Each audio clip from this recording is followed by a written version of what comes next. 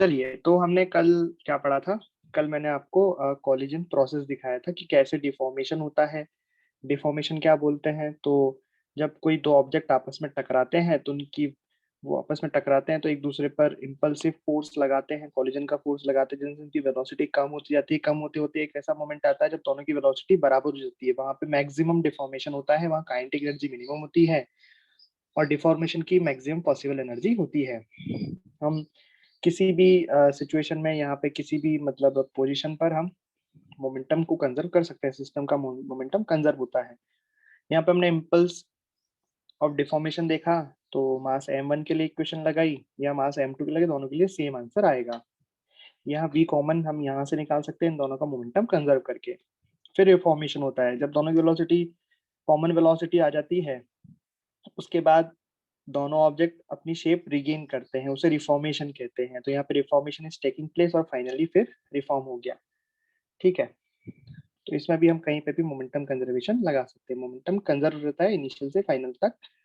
ठीक है, यहाँ पे इम्पल्स ऑफ रिफॉर्मेशन इस तरीके से हम निकाल सकते हैं। मास m1 या m2 पर c और e के बीच में इक्वेशन लगाने पर m final m into v final minus v initial. ठीक है, तो फ्री बॉडीज में कॉलिजन के दौरान during the collision momentum linear momentum conserve होता है। बट अगर कोई फिक्स्ड है, जैसे यहाँ पे वॉल है, तो ये फ्री नहीं है, तो इस केस में मोमेंटम कंजर्व नहीं होगा। ठीक है, अब क्वेश्चन करने से पहले, आगे बढ़ने से पहले हमें एक और टर्म पढ़ना बहुत जरूरी है, जो है कोफिशिएंट ऑफ रेस्टिट्यूशन। इसको हम स्मॉल ई से लिखते हैं, कोफिशिएंट ऑफ रेस्टिट्यूशन को स्मॉल ई, यहाँ लिख देता हूँ, स्मॉल ई से डिनोट करते हैं कोफिशिएंट ऑफ रेस्टिट्यूशन को। ठीक है, ये क्या होता है देखते हैं। तो coefficient of restitution is equal to e is equal to, ये डिफाइंड कैसे है? ये डिफाइंड है ratio of impulse of reformation divided by impulse of deformation।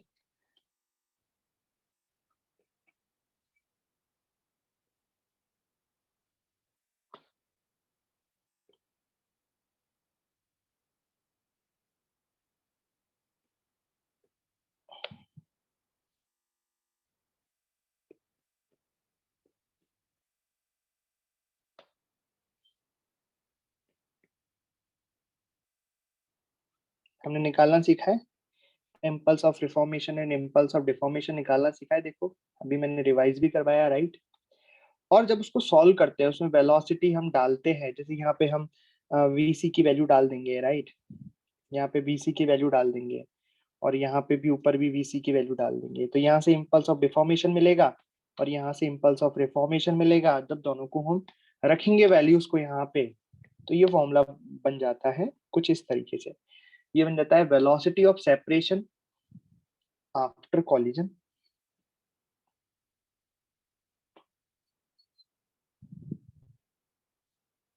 सो ये फॉर्मूला बन जाता है velocity of separation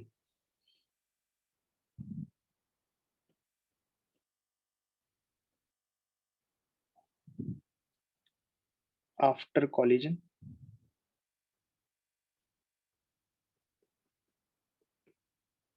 and velocity of approach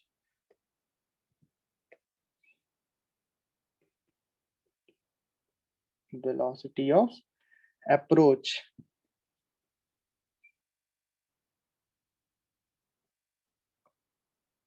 before collision.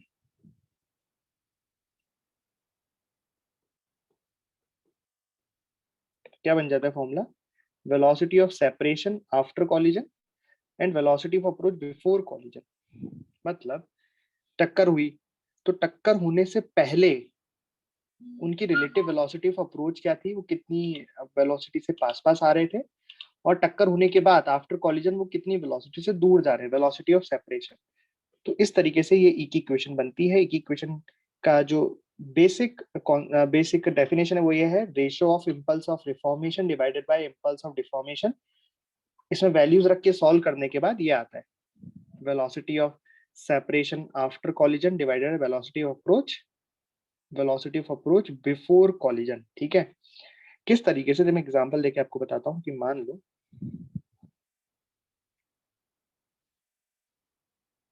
जैसे ये दो ऑब्जेक्ट हैं, ये तो है टक्कर होने से पहले की सिचुएशन। ये दोनों ऑब्जेक्ट एक दूसरे की तरफ आ रहे हैं, मान लीजिए ये दोनों ऑब्जेक्ट एक दूसरे की तरफ आ रहे हैं, ये u1 वेलोसिटी से आ रहा है और ये u2 वेलोसिटी से आ रहा है। ठीक है, चलो उसको दूसरी साइड बना लेते हैं। ये इधर से u2 वेलोसिटी से जा रहा है। ठीक है, और ऑब्वियस है अगर टक्कर होने वाली है तो u1 बड़ा होना चाहिए u2 से। ठीक है, u1 बड़ा है, इसने इसको टक्कर मार दी। अब टक्कर हो गई, टक्कर होने के बाद डिफॉर्मेशन हुआ, रिफॉर्मेशन हुआ, फाइनली जो वेलोसिटीज है वो कुछ इस तरीके से है कि टक्कर हो गई फाइनली, जो ये वाला ब्लॉक है उसके पास तो वेलोसिटी इधर v1 हो गई और इसके पास v2 हो गई। हमें इस सिचुएशन के लिए ई की इक्वेशन लिखनी है, तो कैसे लिखेंगे? तो इसमें ये तो हो गया बिफोर द कॉलिजन, ये वाला सिचुएशन तो हो गया बिफोर द कॉलिजन और ये हो गया आफ्टर कॉलिजन। ठीक है, अब आपको ई की इक्वेशन लिखनी है, बताइए कैसे लिखोगे? बताइए। तो क्या लिखना है, देखो ई की इक्वेशन देखो, velocity of separation after collision, टक्कर के बाद वेलोसिटी ऑफ सेपरेशन आपको लिखनी है और आप सब रिवाइज करके आए हैं वेलोसिटी ऑफ सेपरेशन क्या होती है ना। तो क्या हो जाएगी वेलोसिटी ऑफ सेपरेशन, जो दूर जा रहा है उसकी वेलोसिटी पॉजिटिव में, जो पास आ रहा है उसकी वेलोसिटी नेगेटिव में। तो यहाँ लिखेंगे हम v2 माइनस v1, और टक्कर से पहले वेलोसिटी ऑफ अप्रोच लिखनी है। तो वेलोसिटी ऑफ अप्रोच कैसे लिखते हैं, जो पास आ रहा है उसकी वेलोसिटी पॉजिटिव में और जो दूर जा रहा है उसकी वेलोसिटी नेगेटिव में। तो ये हो जाएगा u1 माइनस u2। ये मैंने जस्ट एग्जांपल दिया। अब जब ये u1 u2 चेंज हो जाएंगे तो यहाँ पे आपको इनके वो भी चेंज करना पड़ेगी, है ना। ये तो मैंने जस्ट एक एग्जांपल दिया है। ये हो गया u1 माइनस u2। ठीक, तो ये सिचुएशन जो मैंने आपको डायग्राम में बनाई है उसके आधार पर हमने ये ई की इक्वेशन लिखी है। ठीक, तो ऐसे हम, अच्छा इसमें एक बात और कि मान लो ये तो मैंने कौन सी टक्कर कराई है, ये तो मैंने हेड ऑन कॉलिजन कराई है, आमने सामने की टक्कर। राइट, आमने सामने की टक्कर कराई है। लेकिन अगर टक्कर हो ऑब्लिक कॉलिजन, पढ़ा था हमने कल ऑब्लिक कॉलिजन। ऑब्लिक कॉलिजन में क्या होता है, जो लाइन ऑफ इम्पैक्ट और लाइन ऑफ मोशन अलग अलग होते हैं। जैसे मान लो एक ऑब्जेक्ट तो ये है और दूसरा ऑब्जेक्ट नीचे इस तरीके से, और ये इधर आ रहा है u1 से और ये इधर आ रहा है u2 से। ठीक, अब टक्कर हुई। ठीक है, टक्कर कुछ मैं पास पास ही बना देता हूँ डायग्राम, इस तरीके से टक्कर हुई। ठीक है, टक्कर हो गई। अब टक्कर होने के बाद इनकी वेलोसिटी कुछ हो जाएगी, हमें नहीं पता क्या होगी वेलोसिटी, ऐसा कुछ है ना। तो मैं आपको बस ये बताना चाहता हूँ कि यहाँ पे velocity of separation, velocity of approach आप क्या लिखोगे। जैसे मान लो टकराने के बाद इनकी वेलोसिटी कुछ किधर मान लें, किधर भी हो सकती है, ऊपर भी हो सकती है, नीचे भी हो सकती है ना। बट यहाँ पे ई की इक्वेशन है, कैसे लिखोगे? तो भी क्वेश्चन आएगा तो मैं कराऊंगा आपको। बट यहाँ पे एक ही इक्वेशन में लिखाना चाह रहा हूँ कि मान लो यहाँ पे वेलोसिटी ऑफ अप्रोच आपको लिखनी है तो कैसे लिखोगे। अभी मान लो टक्कर की बात नहीं करते, हम एक ही इक्वेशन की बात नहीं करते हैं, लेकिन अगर आप एक ही इक्वेशन तो लगानी पड़ेगी और एक ही इक्वेशन लगाओगे तो ये मान लो before the situation, before the collision वाली सिचुएशन है, कॉलिजन नहीं हुआ है, तो आपको क्या लिखनी पड़ेगी, वेलोसिटी ऑफ अप्रोच लिखनी पड़ेगी ना यहाँ पे, velocity of approach before the collision. तो यहाँ पे वेलोसिटी ऑफ अप्रोच आप कैसे लिखोगे बताओ,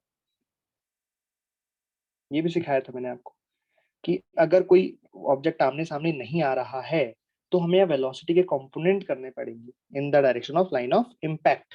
तो इम्पैक्ट की लाइन कौन सी, ये वाली लाइन है ना, इम्पैक्ट इस लाइन में तो हो रहा है, सिखाया था ना कल मैंने कि इम्पैक्ट की लाइन ऑफ इम्पैक्ट कैसे निकालते हैं। तो आपको यहाँ पे u के कंपोनेंट करने पड़ेंगे, राइट। तो u का एक कंपोनेंट u1 का इधर होगा और u2 का इधर होगा। ठीक है, ये एंगल मान लो अल्फा, ये एंगल मान लो बीटा। ठीक है, तो ये कितने हो जाएगी, u1 cos अल्फा, ये हो जाएगी u2 cos बीटा। तो बेसिकली वेलोसिटी ऑफ अप्रोच कितनी हो जाएगी, u1 cos alpha plus u2 cos beta. ठीक भाई, यहाँ पे तो आमने सामने नहीं आ रहे थे ना, तो डायरेक्टली अप्रोच कैसे लिखते, तो हमें कंपोनेंट करने पड़े, दोनों ऑब्जेक्ट को मिलाने वाली लाइन के अलोंग हमें कंपोनेंट करने पड़े वेलोसिटी के, तब हम वेलोसिटी अप्रोच या सेपरेशन लिख पाएंगे। क्या मैंने जस्ट एग्जांपल दिया, मतलब आपको यहाँ पे एक चीज ऐड करनी है क्या, देखो यहाँ पे क्या लिखा है, वेलोसिटी ऑफ सेपरेशन और the velocity of approach, right. यहाँ पे एक चीज हम ऐड करेंगे, क्या ऐड करेंगे कि जो वेलोसिटी ऑफ सेपरेशन या वेलोसिटी ऑफ अप्रोच लिखनी है हमें, ये किसके अलोंग लिखनी है, along the line of impact, right. तो मैं दोनों को एक साथ लिख देता हूँ, क्या, along line of impact, along the line of impact. ठीक है, बाकी अभी और कैसे यूज करेंगे इसका मैं आपको बताऊंगा। ठीक, तो इसको मिटा देता हूँ अभी। तो बात समझ में आई क्या, कि हमें velocity of separation, velocity of approach किसके अलोंग लिखनी है, लाइन ऑफ इम्पैक्ट के अलोंग लिखनी है। ठीक, बोलो बात समझ में आ गई यहाँ तक।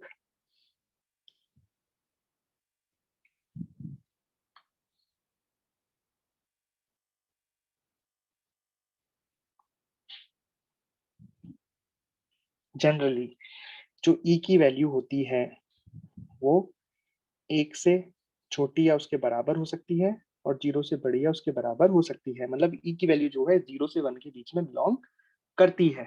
ठीक है, ई की वैल्यू कहां से कहां तक होती है, 0 से लेके 1 तक के बीच में होती है।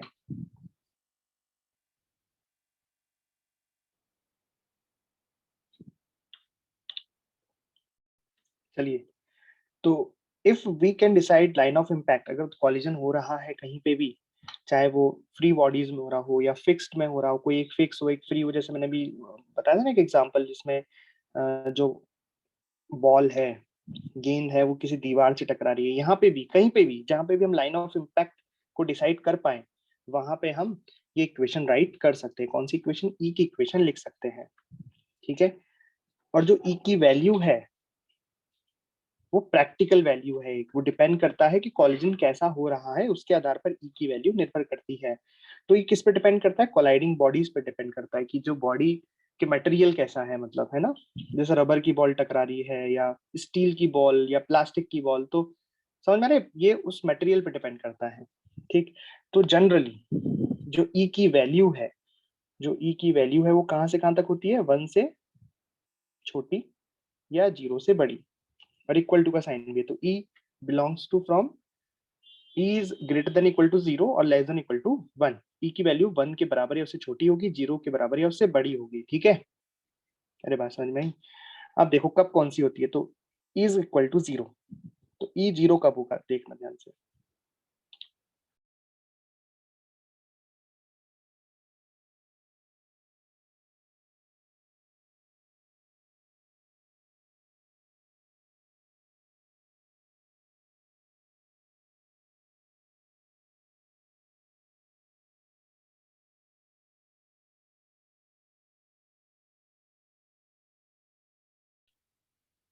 और अगर ई 0 से बड़ा है पर 1 से छोटा है, मतलब ये कॉलिजन कैसा हुआ, इन इलास्टिक कॉलिजन। ठीक है, और अगर ई 1 के बराबर हो गया, मतलब ये हो गया इलास्टिक कॉलिजन। तो आपको याद है हमने कल एनर्जी के बेस पे इसको डिवाइड किया था, है ना। तो इलास्टिक कॉलिजन का मतलब क्या होता है, कंप्लीट रिफॉर्मेशन, राइट। इसमें क्या स्टोर, इसमें क्या बैलेंस होती है, वो हमने बोला था ना, एनर्जी कंजर्व कंजर्व करती है, काइनेटिक एनर्जी इसमें कंजर्व होती है, राइट। तो परफेक्टली इलास्टिक कॉलिजन, इसमें क्या होता है, इसमें कंप्लीट रिफॉर्मेशन हो जाता है।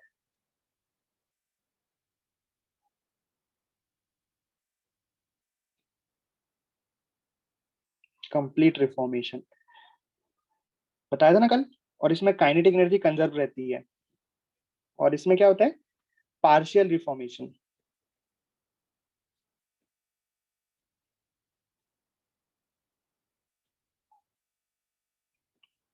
और ई बराबर 0 होता है उसमें, तो नो रिफॉर्मेशन, वो चिपक ही जाता है, एक तरीके से रिफॉर्म ही नहीं करती उसमें।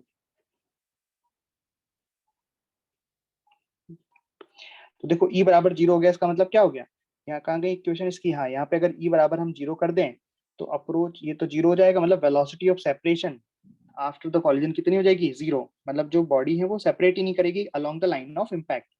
वही जो वेलोसिटीज हम लिख रहे हैं किसके अलोंग लिख रहे हैं, लाइन ऑफ इम्पैक्ट। तो मतलब कह सकता हूँ कि लाइन ऑफ इम्पैक्ट जो है उसके अलोंग वेलोसिटी की वेलोसिटी, सॉरी ऑब्जेक्ट की वेलोसिटी सेम हो जाएगी, सेपरेशन की वेलोसिटी 0 हो जाएगी। अभी एग्जांपल से समझते हैं इसको। ठीक है, अभी मैं बस थ्योरी बता रहा हूँ आपको, तो ई की वैल्यू समझ में आ गई। अब मेरे को जरा बताओ कि अगर ई 1 से बड़ा हो गया तो क्या होगा।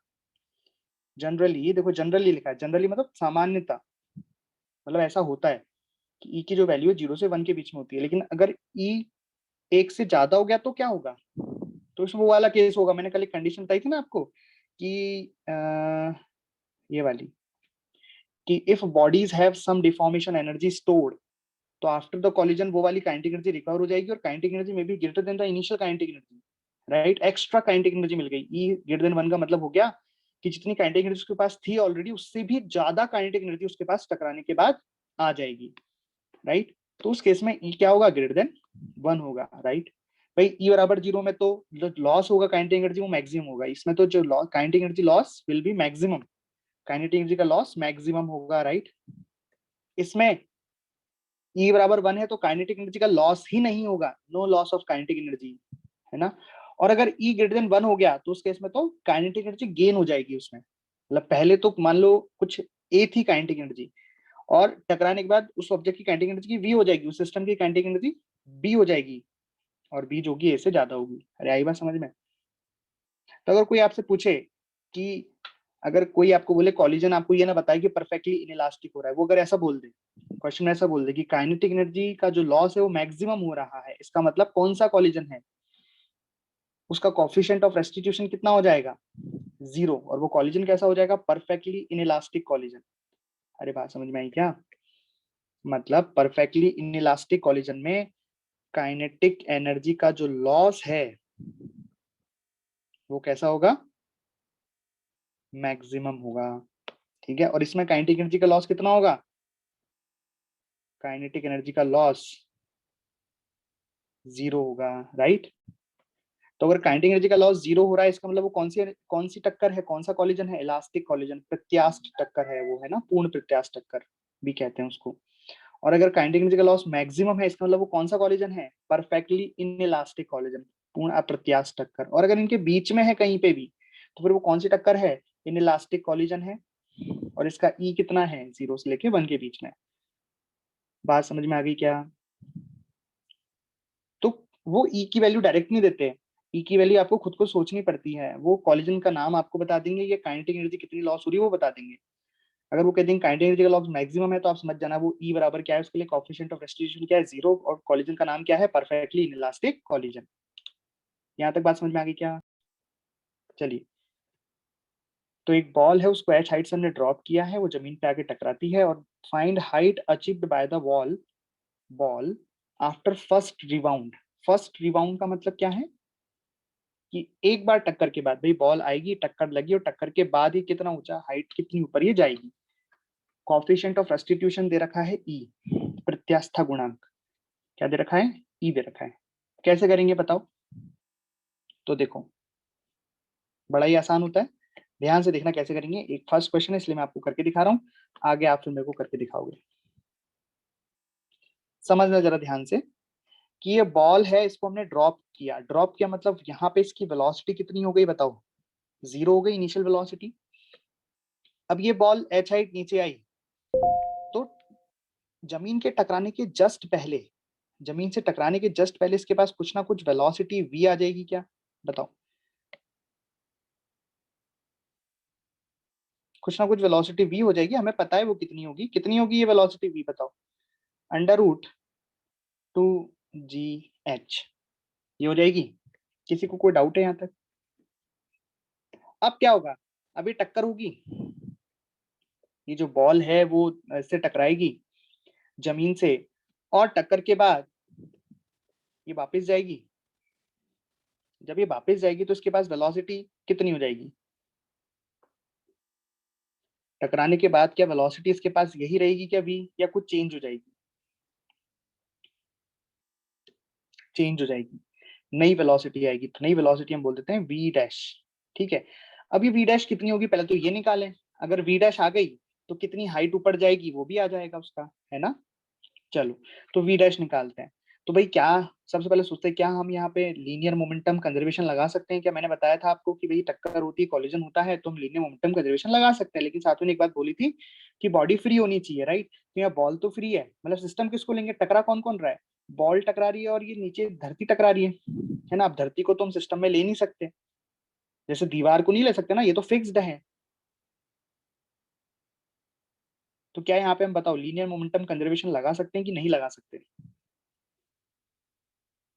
तो यस, यहाँ पे हम लीनियर मोमेंटम कंजर्वेशन नहीं लगा सकते। ठीक है, क्यों नहीं लगा सकते? देखो ये एग्जांपल दिया था ना मैंने लास्ट क्लास में, ये लास्ट में बताया था, ये रहा कि फ्री बॉडीज होनी चाहिए। अगर कोई बॉडी जैसे दीवार है या धरती है तो यहाँ मोमेंटम कंजर्वेशन नहीं लगा सकते अपन, क्योंकि ये एक्सटर्नल फोर्स प्रोवाइड करते हैं। तो ठीक है, क्या लगाएं भाई? तो मैंने अभी आपको एक बात और बताई थी कि अगर लाइन ऑफ इम्पैक्ट आप देख पाओ, लाइन ऑफ इम्पैक्ट कहाँ है क्या है, तो आप ई की इक्वेशन तो हर जगह लगा सकते हो।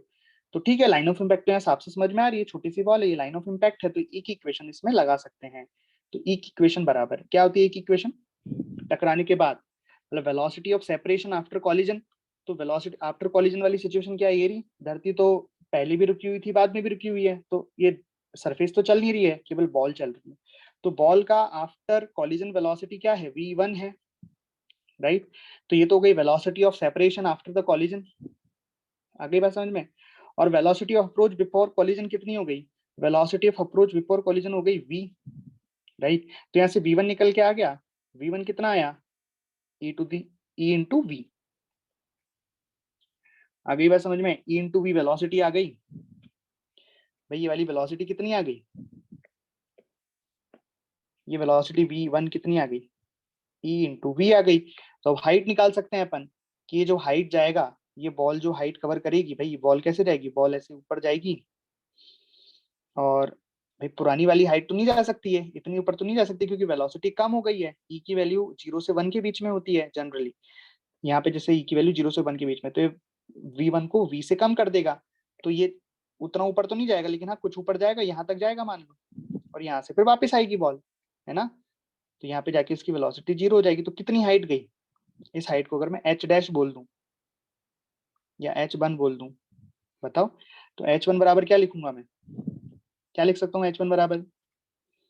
मैं लिख सकता हूँ h1 बराबर v1 का square upon 2g, right? Under root 2gh लिखा है भाई, 2g तक ले जाओगे तो अंडर रूट 2gh हो जाएगा ना। v1 बराबर अंडर रूट 2gh भाई, अगर h हाइट ऊपर से ड्रॉप करते तो यहाँ वेलोसिटी कितनी हो जाती है? अंडर 2gh, वहीं से ये h1 का फॉर्मूला आ गया।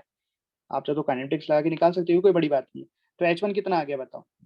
v1 का स्क्वायर कितना हो गया? e square v square upon 2g, right? और ई स्क्वायर, तो ई स्क्वायर पर वी स्क्वायर कितना है बताओ? वी स्क्वायर ये रहा, अंडर रूट 2gh का स्क्वायर करोगे तो कितना हो गया? 2gh divided by 2g। तो आंसर कितना आया? 2g से 2g गया, आंसर आ गया h1 बराबर ई स्क्वायर h। समझ में आई बात?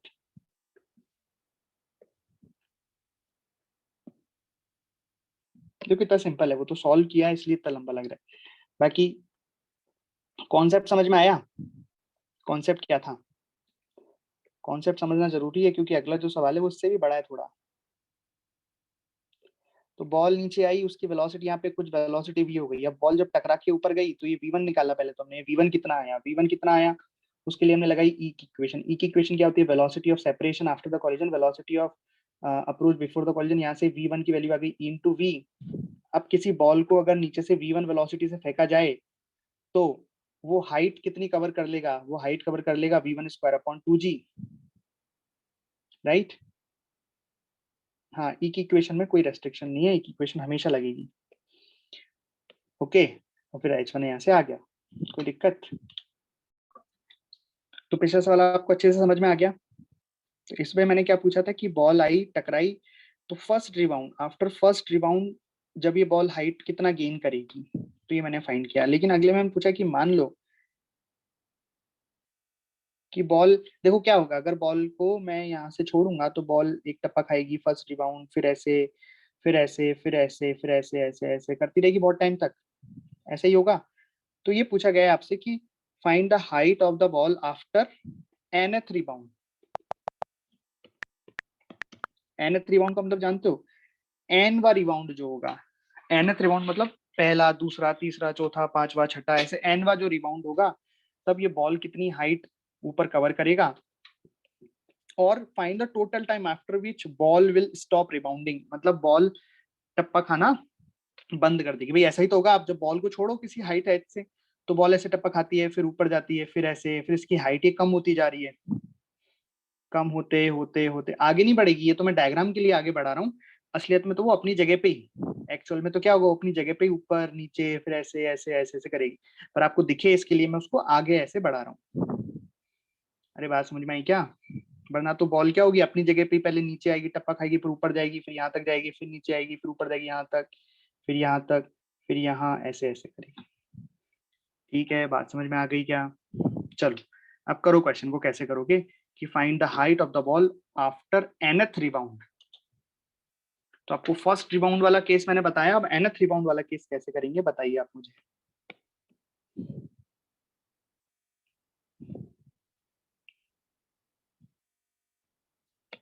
तो देखो डायग्राम बनाए, पहले हम डायग्राम कोशिश करें बनाने की। तो देखो कैसा होगा, बॉल यहाँ से ड्रॉप किया, यहाँ तो इसकी वेलोसिटी 0 होगी, बॉल नीचे आएगी, यहाँ इसकी वेलोसिटी कुछ मान लेते हैं कि v हो जाएगी, है ना, और v बराबर √2gh आया था, ये तुमको पता ही है, √2gh आया था। उसके बाद बॉल एक टप्पा खाएगी, एक बार रिबाउंड करेगी, है ना, बॉल वापस ऊपर जाएगी। अब ऐसे टप्पा खा के बॉल की ये वाली स्पीड में मान लेता हूँ v1 हो गई, बॉल क्या होगी, ऐसे ऊपर जाएगी, ऊपर जाके फिर वापस नीचे आएगी। मैं आगे बना रहा हूँ पर उसी जगह पे आएगी, पर आगे बना रहा हूँ ताकि आपको दिखाई दे अच्छे से, है ना।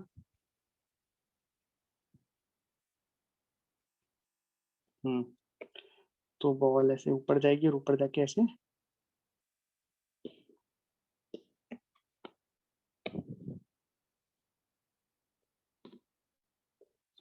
v1 से ऊपर जाएगी और इस तरीके से ऊपर जाके पहले से तो कम हाइट पे ही जाएगी और वापस नीचे आएगी। तो जो वापस नीचे आएगी तो उसकी वेलोसिटी कितनी रहेगी, v1 ही रहेगी, जितने से बॉल ऊपर जाती है वापस भी उतने से ही आती है। फिर से टकराएगी और ऊपर जाएगी, कितनी वेलोसिटी जाएगी इस बार, मान लो v2 से जाएगी। ये कौन सा रिबाउंड हुआ, सेकंड।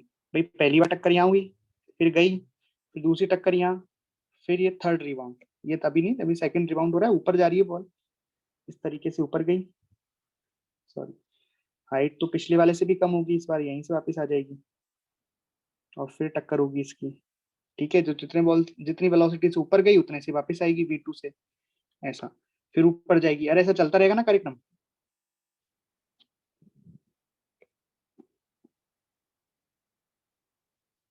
अब ये फिर ऊपर जाएगी और टप्पा खा जाएगी ये, इसलिए इसकी वेलोसिटी अब कुछ और हो जाएगी, v3 हो जाएगी। फिर ऊपर जाएगी, ये हाइट पहले से और कम, इस तरीके से चलता रहेगा, राइट। फिर ऊपर जाएगी, बहुत इतना, v4 से ऊपर जाएगी, इस तरीके से होगा, यही होगा काम, बोलो। तो क्या बताना है आपको कि जब ये nth रिबाउंड होगा, nth बार टक्कर खाएगी तो कितना हाइट ऊपर जाएगी। जैसे पहली बार टक्कर खाया तो कितनी हाइट ऊपर गई, देखो ये हाइट हमने क्या निकाली, h1 निकाली। फिर दूसरा टप्पा खाया तो कितना हाइट ऊपर गई, h2 गई। फिर तीसरा टप्पा खाया तो कितना हाइट गई, h3 गई। फिर ये चौथा खाएगी तो कितना ऊपर जाएगी, h4 जाएगी, इस तरीके से। ठीक, तो सबसे पहले तो हम ये वेलोसिटीज निकाल लेते हैं कि भैया वेलोसिटी देखो, यहाँ से हमने छोड़ा तो यहाँ वेलोसिटी 0 थी, जमीन पे आई तो इसकी वेलोसिटी v हो गई, और v की वैल्यू कितनी है, √2gh। अब ये v1 क्या होगी, v2 क्या होगी, v3 क्या होगी, v4 क्या होगी, ये बता लेते हैं हम, सबसे पहले ये निकाल लेते हैं, है ना। तो बताइए, तो क्या लगाएंगे, ई की इक्वेशन लगाएंगे, टकराने के जस्ट पहले और टकराने के जस्ट बाद। तो अब ये भी लगाया था वैसे लगाओ, यहाँ पे इस जगह पे लगेगा। टकराने के जस्ट बाद वेलोसिटी कितनी है, v1, और टकराने के जस्ट पहले वेलोसिटी कितनी है, v। तो क्या लिखूंगा, v1/v। तो यहाँ से v1 कितना आ गया बताइए, v1 कितना आ गया, e इंटू वी आ गया कि नहीं आया। ठीक है, दोबारा लगाते हैं। तो अभी तो मैंने क्वेश्चन कहाँ लगाई, फर्स्ट रिबाउंड पे। ठीक है, यहाँ पे टक्कर खा रही है ना, यहाँ देखो, यहाँ जम टक्कर खाई, तो ये टकराने से पहले और ये टकराने के बाद। अब मैं लगाऊंगा यहाँ पे, तो देखो यहाँ पे टक्कर खाया ना, तो टकराने से पहले और टकराने के बाद में फिर से लगाऊं ये इक्वेशन। ठीक है, लगाऊं, देखना ध्यान से। ये लिखूंगा, क्या लिखूंगा बताओ, कितनी लिखूं, मैं इस जगह पे लगा रहा हूँ ये इक्वेशन। तो आफ्टर द कॉलिजन वेलोसिटी क्या है, बॉल की velocity after the collision v2 है, और टकराने से पहले वेलोसिटी कितनी है, v1 है। तो क्या लिख दूंगा यहाँ पे, v2/v1। तो कितना आ गया ये, v2 बराबर आ गया e v1, और v1 की वैल्यू ऊपर से डाल दूं, भाई V1 ये ऑलरेडी निकाल के रखा हूं ना मैं, तो V1 की वैल्यू यहाँ से डाल दूं EV, तो कितना हो गया ये E स्क्वायर इंटू वी।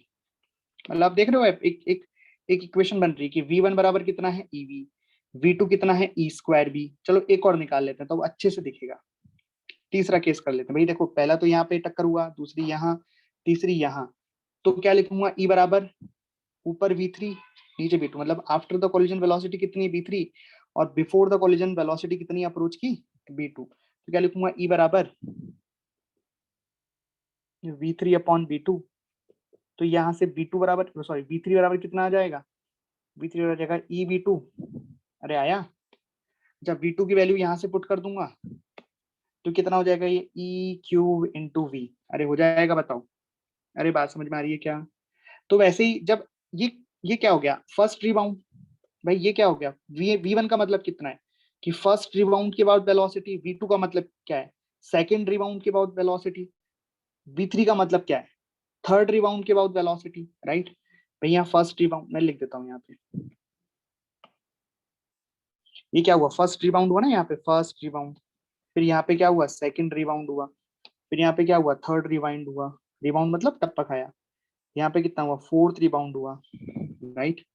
तो फर्स्ट रिबाउंड के बाद वेलोसिटी कितनी है V1, सेकंड रिबाउंड के बाद वेलोसिटी कितनी है V2। तो वैसी nth रिबाउंड के बाद वेलोसिटी कितनी आ जाएगी nth रिबाउंड के बाद, यानी कि मैं लिख दूंगा उसको Vn। Vn कितना हो जाएगा e की पावर n इंटू वी। बोलो ये आ जाएगी कि नहीं आएगी। ये निकालना चाह रहा था मैं, इसलिए मैं वो सब कर रहा था।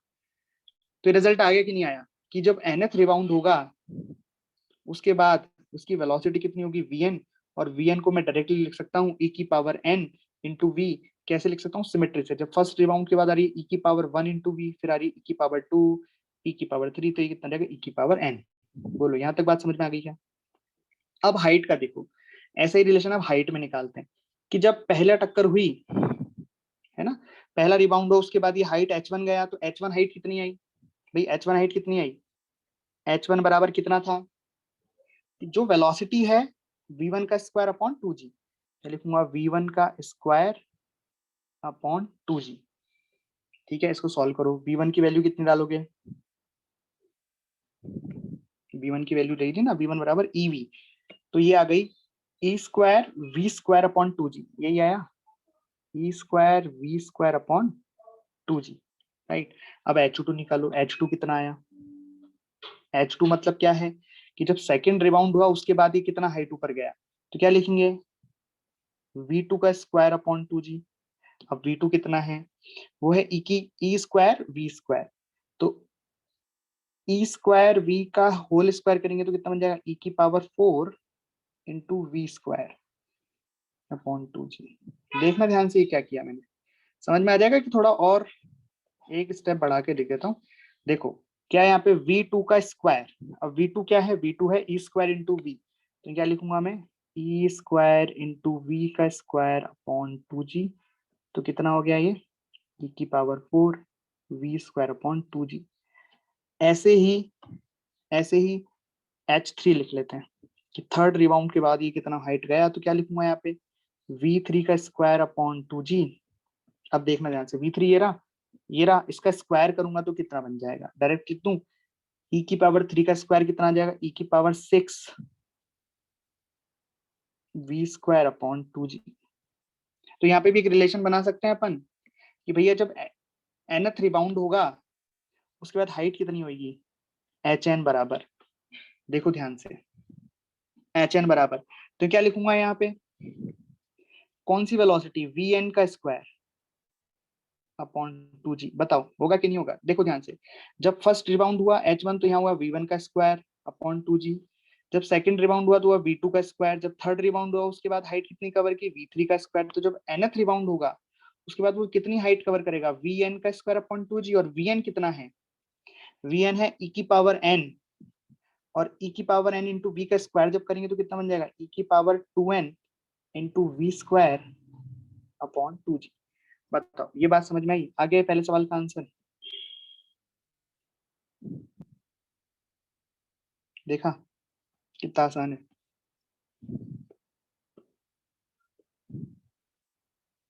अरे भैया सेंटर ऑफ मास का सवाल थोड़ी, कॉलिजन का सवाल थोड़ी है, काइनेमेटिक्स का सवाल है। सेंटर ऑफ मास बस कितना सही हुआ इसमें, ये जो ई की इक्वेशन आपने लगाई है, this is the concept of centre of mass. बाकी तो आपने जो किया है वो क्या है, सिंपल काइनेमेटिक्स।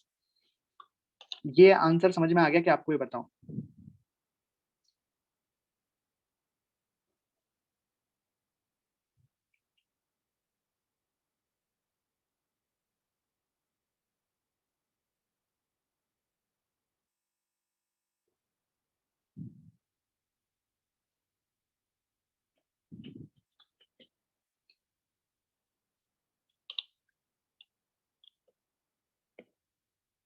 ई की पावर 3 का स्क्वायर ई की पावर 6 होती है, ठीक है, याद कर लो इसे।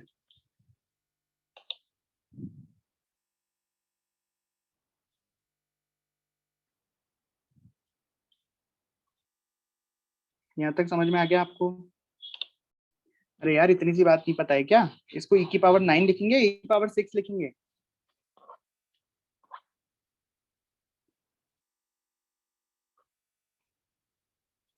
ई की पावर 6 होती है ये, ई क्यूब का स्क्वायर ई की पावर 6 होती है, ना कि ई की पावर 9, ठीक है? ठीक है, यहाँ तक कोई दिक्कत नहीं किसी को? आ गया अच्छे से समझ में? तो एक बात मैं क्या कह रहा हूँ कि देखो, हमारा आंसर क्या आया, हमारा आंसर आया ई की पावर 2n, हमारा आंसर आया ई की power 2n into v square upon 2g। अगर मैं क्वेश्चन में देखूं कि क्वेश्चन में ई दिया हुआ है, हाँ जी दिया हुआ है, nth n दिया हुआ है, लेकिन हमें v तो दिया ही हुआ नहीं है। अरे v दिया हुआ है क्या?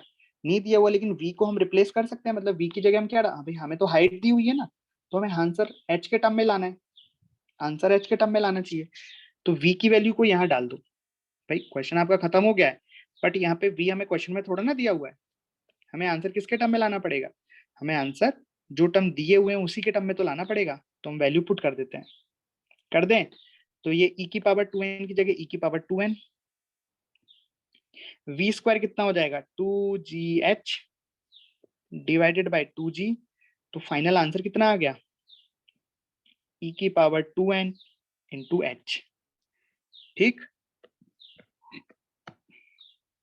भाई बात समझ में आ गई? तो आंसर कितना हो गया, जो आपको ऑप्शन में मिलेगा ना वो ये मिलेगा, ये नहीं मिलेगा, क्योंकि वी तो क्वेश्चन में दिया ही नहीं है ना, हमें आंसर उस टर्म में गिवन होना, उस टर्म में देना पड़ता है जो टर्म्स हमें क्वेश्चन में दी गई हैं, राइट? वी तो अननोन है, हमने वैल्यू पुट कर दी।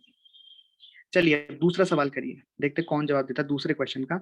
इसका जो सेकंड पार्ट है क्वेश्चन का क्या है, find the total time after which the ball will stop rebounding. मतलब देखो कभी ना कभी तो बॉल रुकेगी ना, बॉल आई टपक खाया ऊपर गई, आई टपक खाया ऊपर गई, आई टपक खाया ऊपर गई, हाइट कम होती जा रही है, कम होती जा रही है, कम होती जा रही है, कम होती जा रही है, कभी ना कभी तो रुकेगी ना। वही बताना है कि कब रुकेगी, बता पाओगे कब रुकेगी बॉल? सेकंड पार्ट, तुम्हें क्या निकालना है यहाँ पे, टाइम निकालना है कि बॉल कब रुकेगी, कितना टाइम लगा उस बॉल को रुकने में। तो देखो बड़ा ही आसान है, तो हम टाइम निकालते हैं ना, टाइम निकालते हैं। देखो ध्यान से, तो सबसे पहले बॉल को हमने यहाँ से छोड़ा, बॉल नीचे आई ग्राउंड पे यहाँ तक, तो ऊपर से लेके यहाँ तक आने का टाइम कितना लगा, जल्दी से बताओ। हमने यहाँ से बॉल को छोड़ा, बॉल एच हाइट नीचे आई, तो ऊपर से लेके नीचे यहाँ तक आने में बॉल को कितना समय लगा? ठीक है, उसके बाद फिर टप्पा खाया, ऊपर गई नीचे आई, फिर टप्पा खाया ऊपर गई नीचे आई, फिर टप्पा खाया ऊपर गई नीचे आई, फिर टप्पा खाया ऊपर गई नीचे आई, फिर टप्पा खाया ऊपर गई, ऐसे चलता रहेगा। और ये टाइम, तो टोटल टाइम कितना लगा, देखो ध्यान से देखना। तो बॉल जब यहां से नीचे आई, है ना, तो इसको कितना समय लगा? तो हम जानते हैं बॉल को जब हम ड्रॉप करते हैं एच हाइट नीचे आती है, तो उसको पहुंचने में समय लगता है √2h/g, राइट? कितना समय लगता है? √2h/g। काइनेमेटिक्स में खूब बार करा है हमने, किसी बॉल को हम छोड़ते हैं जीरो वेलोसिटी से, तो एच हाइट नीचे आने में उसको कितना टाइम लगता है, √2h। कैसे निकाला भाई, कैसे निकाला होगा, कैसे निकाला होगा? एस बराबर UT plus half T square से निकाला है। तो ये टर्म इनिशियल वेलोसिटी जीरो है तो जीरो हो गई, तो कितना गया 2s/a बराबर टी स्क्वायर। तो एस यहाँ पे एच हो गया, ए यहाँ पे जी हो गया, अंडर रूट कर दिया, राइट? अरे बोलो, प्लस ये टाइम तो कहां से कहां तक का हो गया, ये तो वो टाइम हो गया जब बॉल यहां से नीचे आई। अब बॉल वापस ऊपर गई और नीचे आई, तो यहाँ से बॉल को कितनी वेलोसिटी से एक तरीके से ऊपर फेंका, v1 से। तो जब हम किसी बॉल को v1 से ऊपर फेंके तो ऊपर जाके नीचे आने में कितना टाइम लगता है, टाइम लगता है 2u/g।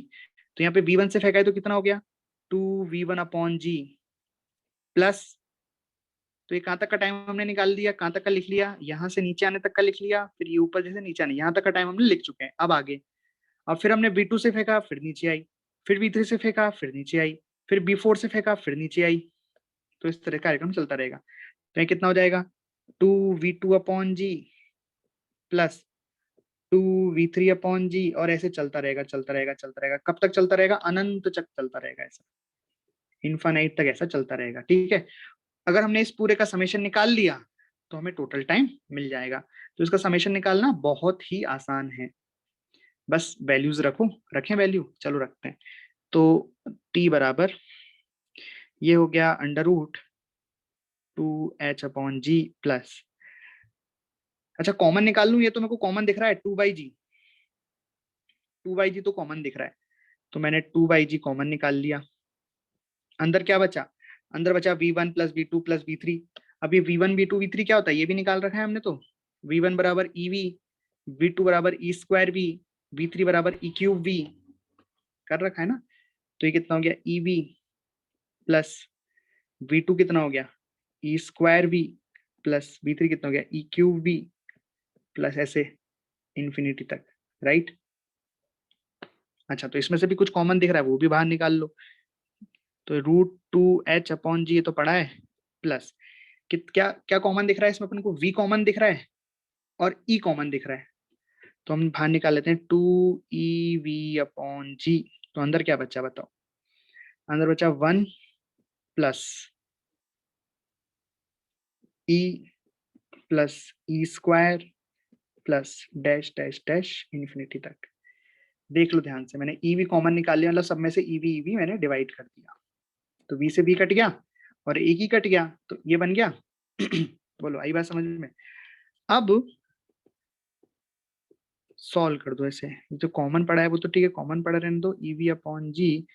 बताइए इसको जोड़ने पर कितना आएगा, 1 प्लस e प्लस, क्या दिख रही है आपको, जीपी दिख रही है, दो होते ना, अर्थमेट्रिक प्रोग्रेशन और जीपी।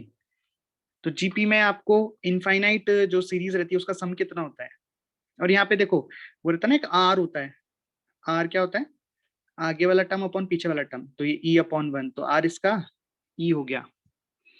जो फॉर्मूला बताया था मैं आपको कि इसको जोड़ने का, जीपी को जोड़ने का फॉर्मूला होता है, आता है फॉर्मूला,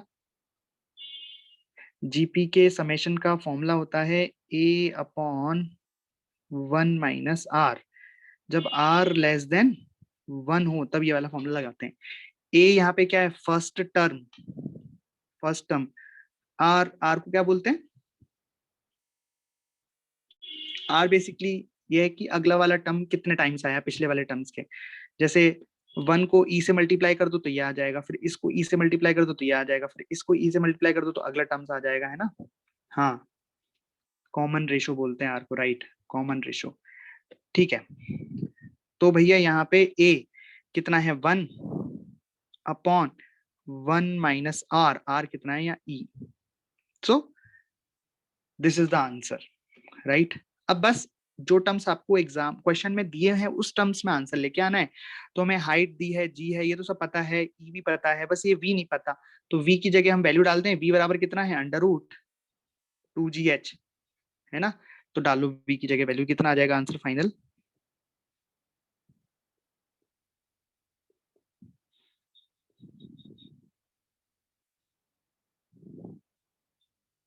√2gh, और ये हो गया 1 - 1/e। सॉल्व कर दो इसको, तो एक जी से एक जी गया, तो ये आ गया √2h/g plus 2e √2h/g 1 - e, यही आया। हो जाएगा ना सॉल्व। अब यहाँ से आप फिर से कॉमन निकाल दो, कितना, √2h/g कॉमन निकाला तो ये कितना बचा, 1 प्लस 2e/1 - e, ये आंसर आ गया। इसको भी और सॉल्व करना चाहते हो तो कर दो, ये हो गया √2h/g, ये 1 - e को मैं वो ले लेता हूँ लघुत्तम एलसीएम, तो 1 - e ऊपर गया, 1 - e प्लस 2e, तो ऊपर हो गया 1 + e। This is the final answer. आ गया। तो ये आ गया time to stop the ball, कि बॉल को फाइनली रुकने में कितना समय लगेगा। Find the total time after which the ball will stop rebounding. इतने समय बाद बॉल रुक जाएगी, ये टोटल टाइम आ गया। क्लियर है क्या, या डाउट है इसमें किसी को? देखो कॉन्सेप्ट तो बस इतना ही था, सेंटर ऑफ मास का कॉन्सेप्ट तो बस इतना ही है, बाकी सब तो क्या चल रहा है, काइनेमेटिक्स चल रही है, सिंपल सब फॉर्मूले वगैरह सब काइनेमेटिक्स के ही हैं। अच्छा, कोई आपसे पूछ ले कि बताओ total distance covered by the ball, इस बॉल ने ये पूरा जो मोशन किया, इसमें टोटल डिस्टेंस कितनी कवर की, मतलब टोटल डिस्टेंस बोल दो या टोटल हाइट कितनी कवर की। पहले नीचे आया, फिर ऊपर गया, फिर नीचे आया, फिर ऊपर गया, फिर नीचे आया, फिर ऊपर नीचे, फिर ऐसे चलता रहा अनंत तक। तो total distance covered by the ball बताइए कितनी आएगी। Total distance covered by the ball, तो देखो इस डायग्राम की हमें जरूरत पड़ेगी, एक डायग्राम फिर से हम कॉपी कर लेते हैं, नीचे बार बार ऊपर आना पड़ रहा है।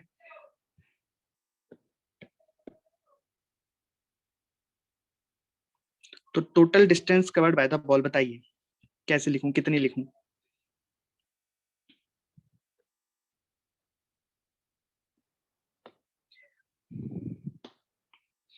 तो टोटल डिस्टेंस कवर्ड कितनी आ जाएगी बताइए। तो देखो सबसे पहले बॉल ऊपर से नीचे आया, तो कितनी डिस्टेंस कवर की इसने, h। उसके बाद h1 ऊपर गया, h1 नीचे आया, तो कितनी हो गई, 2h1, राइट। फिर h2 ऊपर गया, h2 नीचे आया, तो कितनी हो गई, 2h2, 2h3, ऐसे चलती जाएगी कब तक, अनंत तक, है ना। अब वैल्यू डाल दें इसमें, तो h तो h ही है, 2 चाहो तो कॉमन निकाल लो, है ना। h1 हमने अभी भी निकाला, h1 कितना आया था, e²h, प्लस h2 कितना आया था, e⁴h, फिर h3 कितना आया था, e⁶h, इस तरीके से कब तक, इन्फिनिटी तक, है ना। इसमें से भी आप h कॉमन निकाल लो तो कितना बन गया, h + 2h, ठीक है। अंदर जो बचा उसका समेशन ले लो, तो फर्स्ट टर्म क्या बची, e², 1 - e², सेम फॉर्मूला लगा दिया, अरे भाई लगा दिया। अब वापिस से h कॉमन निकाल के ये कितना बन गया, 1 + 2e²/1 - e², उसको सॉल्व करेंगे तो कितना आ जाएगा, टोटल डिस्टेंस कवर्ड, ये आ जाएगी आपको h into 1 + e² divided by 1 - e²। समझ गए, total distance, total distance covered by the ball, ये आ गई।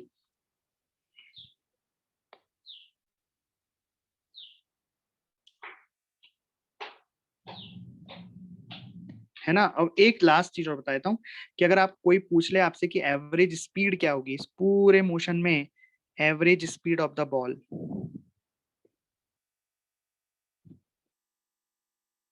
Average speed of the ball कितनी हो जाएगी, टोटल एवरेज स्पीड का फॉर्मूला क्या होता है, total distance upon total time. तो टोटल डिस्टेंस मैंने निकाल के दिखा दिया आपको, सिखा दिया कैसे निकालते हैं total distance, divided by total time भी मैंने निकाल दिया, राइट। तो टोटल डिस्टेंस कितनी है, ये रही, और टोटल टाइम कितना है, ये रहा, दोनों को डिवाइड कर दोगे तो क्या आ जाएगा, एवरेज स्पीड आ जाएगी। बताओ कोई डाउट।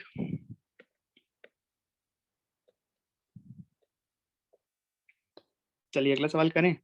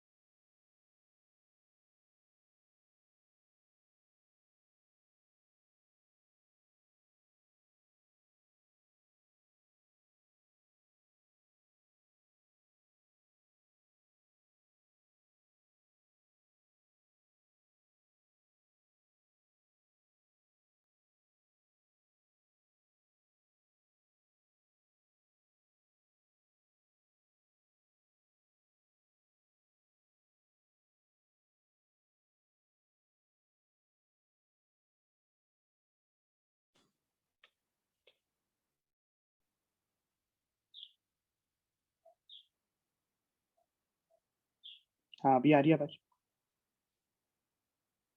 हाँ, मैं क्या कर रहा हूँ कि कॉलिजन कुछ इस तरीके से हुआ है ना, ये सरफेस कैसी है, सरफेस स्मूथ है। तो जब कॉलिजन हुआ तो उस वक्त जो इम्पल्सिव फोर्स लगा वो केवल नॉर्मल है। अगर यहाँ फ्रिक्शन भी होता तो फ्रिक्शन भी इम्पल्सिव आता, लेकिन यहाँ वो है नहीं, अच्छी बात है। अच्छा, ये कॉलिजन वाला जो फोर्स आएगा वो किधर आएगा, लाइन ऑफ इम्पैक्ट की डायरेक्शन में, तो ये होगी लाइन ऑफ इम्पैक्ट की डायरेक्शन। ठीक। तो क्या हम यहाँ मोमेंटम कंजर्वेशन लगा सकते हैं क्या, तो नहीं, मोमेंटम कंजर्वेशन तो हम नहीं लगा सकते, क्योंकि दूसरी साइड क्या है, वॉल ये है, सरफेस है ना, तो सरफेस पे तो एक्सटर्नल फोर्सेस भी होंगे। तो हम पूरे को सिस्टम लेके, मतलब बॉल और सरफेस को सिस्टम लेके हम नहीं कह सकते कि इसका एक्सटर्नल फोर्स जीरो होगा। लेकिन एक बात मैंने आपको बताई थी जब मैंने कोएफिशिएंट रेस्टिट्यूशन पढ़ा रहा था, लाइन ऑफ इम्पैक्ट जब पढ़ा रहा था, कि velocity perpendicular to the line of impact is same. भाई यहाँ पे जो फोर्स लग रहा है वो केवल किस डायरेक्शन में लग रहा है, बॉल पे, गेंद पर जो फोर्स लग रहा है वो केवल लाइन ऑफ इम्पैक्ट की डायरेक्शन में लग रहा है। यानी कि अगर मैं यहाँ पे इसके कंपोनेंट कर दूं वेलोसिटीज के, जैसे यू के कंपोनेंट कर दूं एक हॉरिजॉन्टल एक वर्टिकल, ऐसे ही वी के कंपोनेंट कर दूं एक हॉरिजॉन्टल एक वर्टिकल, तो ये अल्फा, तो ये कितना हो जाएगा, यू कॉस अल्फा, और ये हो जाएगा यू साइन अल्फा। वैसे ही मैं देखूं ये वाला हो जाएगा बीटा, है ना, तो ये हो जाएगा वी साइन बीटा, और ये हो जाएगा वी कॉस बीटा। तो लाइन ऑफ इम्पैक्ट की डायरेक्शन में तो वेलोसिटी चेंज हुई होगी, राइट, लेकिन जो परपेंडिकुलर है, यानी कि ये जो u साइन अल्फा है और इधर जो v साइन बीटा है, ये दोनों तो सेम रहेंगे, है ना। क्यों रहेंगे दोनों सेम, क्योंकि velocity perpendicular to the line of impact remain unchanged. यानी कि मैं लिख सकता हूँ यहाँ पे u sine alpha is equal to v sine beta, तो एक रिलेशन तो ये आ गया मेरा अल्फा और बीटा में, राइट। क्योंकि जो फोर्स लगा है वो केवल किस डायरेक्शन में, लाइन ऑफ इम्पैक्ट की डायरेक्शन में लगा है, तो केवल इस डायरेक्शन की वेलोसिटीज चेंज होंगी। अब दूसरी इक्वेशन क्या लिख सकता हूँ मैं, कॉफिशिएंट ऑफ रेस्टिट्यूशन की। अच्छा, तो बताइए क्या लिखूं मैं कॉफिशिएंट ऑफ रेस्टिट्यूशन की इक्वेशन, तो क्या होती है equation, velocity of separation, velocity after the collision, तो कलाइड हो गया उसके बाद सेपरेट कितने से हो रही है, वी कॉस बीटा से, तो ऊपर तो आ जाएगा वी कॉस बीटा, और कॉलिजन से पहले ही अप्रोच कितने से हो रही है, v cos u cos alpha से, तो आ जाएगा यू कॉस अल्फा। तो ये आ गई दूसरी इक्वेशन। तो इस तरीके से रिलेशन बन गए। अब देखो आप यहाँ पे चाहो तो इसको सॉल्व कर लो, और तो E बराबर V की जगह आप क्या लिख सकते हो, देखो V आप ऊपर से निकाल लो, इस इक्वेशन से आप V निकाल सकते हो ना, V कितना हो जाएगा बताइए, V हो जाएगा U into sine alpha upon sine beta, तो V की जगह आप इसको पुट कर दो, तो हो जाएगा U sine alpha upon sine beta into cos beta upon U into cos alpha. इसको सॉल्व कर दो आप, तो आप देखोगे यहाँ पे कि sign beta upon cos beta, तो क्या बन जाएगा, टेन बीटा बन जाएगा नीचे, और इधर sine alpha cos alpha tan alpha बन जाएगा। तो फाइनल क्या आ जाएगी इक्वेशन, ई बराबर, अच्छा यू से यू तो कट गया, ये बचा tan alpha upon tan beta, ऐसा कुछ इक्वेशन बन गई, राइट। तो टेन बीटा बराबर कितना आ गया, हमें तो रिलेशन फाइंड करना था, रिलेशन तो हमने निकाल दिया, यहीं तक छोड़ सकते हैं हम इसे। इस तरीके से रिलेशन बन गए ना। अब इसमें से कुछ चीज दी होती तो कुछ चीज पूछी होती तो आप निकाल लेते। जैसे अगर मान लो यू दे दिया होता और अल्फा बीटा दे दिया होता और ई दे दिया होता तो आप वी निकाल लेते। अरे समझ में आई बात, मतलब मैंने तो आपको चारों पांचों में रिलेशन बनाना सिखा दिया। अब इसमें से कोई भी एक चीज गायब करके आपसे पूछी जा सकती है, तो आपको समझ में आना चाहिए कि इक्वेशन कैसे लगानी है। तो इक्वेशन देखो, मैंने यहाँ पे मोमेंटम कंजर्व नहीं किया है, मैंने यहाँ पे ई की इक्वेशन लगाई है, और velocity perpendicular to the line of impact मैंने बराबर की है। ठीक, क्या ये कॉन्सेप्ट समझ में आया आपको, ई की इक्वेशन कैसे लगाई समझ में आई क्या, और वेलोसिटी बराबर कैसे की है समझ में आई क्या। देखो मैंने लिखा है यहाँ पे, याद करो जब लाइन ऑफ इम्पैक्ट पड़ी थी, ये क्या लिखा है कि